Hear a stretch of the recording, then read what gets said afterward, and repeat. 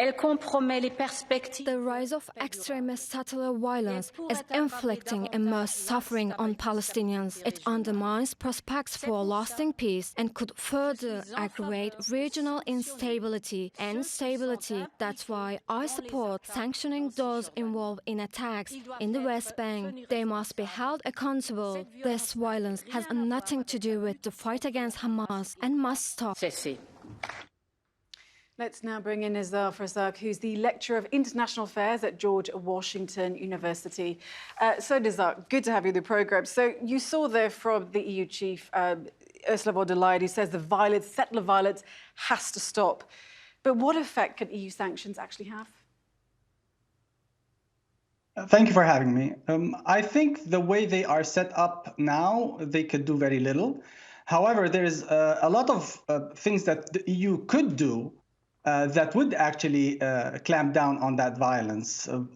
First is the fact that it's the Israeli army that is protecting the settlers as they attack. It's not protecting the Palestinians. So it should hold the Israeli government and the Israeli army accountable for the attacks by the settlers. In addition, settlements and settlers have been illegal since 1967. The EU agrees to that.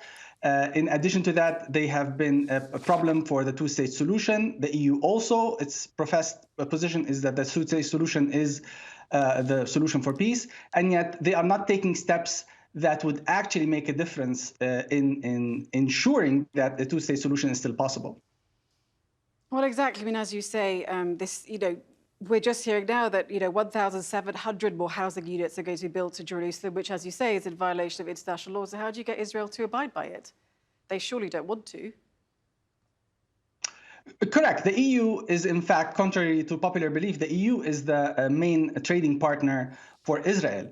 So there are a lot of economic pressures that it could use, not on Israel, but on settlement products and on organizations or companies that do business with settlements. This has been the Palestinian argument since the beginning of the Oslo process. That is, if you want to have peace, you should use this leverage, and they're not. An additional one, which is also very important, is scientific and military cooperation. Some of, and in fact, a lot of whether the personnel or the scientists, let's say, or the people involved in research, as well as the institutions, are in illegal settlements. The EU could choose to not cooperate with them or sanction them, and it chooses not to. Now, you mentioned leverage there. Now, the EU has generally allowed the US to take the diplomatic lead. So why is it intervening on settler violence?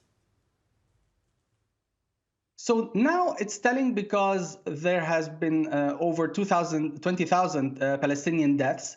There's a lot of pressure on European governments because of their foot dragging and their double standards when it comes to Palestinian lives. The popular pressure, like we've had thousands and hundreds of thousands of European protesters demanding that EU governments do more. And unfortunately, the EU governments decided to do this token move, which actually doesn't do anything to protect the Palestinians. So we're seeing the EU is also pumping up its rhetoric, calling the settlers extremists. That's surely going to anger Israel. It might, but in this period, Israel has bigger fish to fry. So the EU is cowardly choosing to use these terms when it knows it's not going to get backlash from Israel because Israel is busy with its onslaught on Gaza.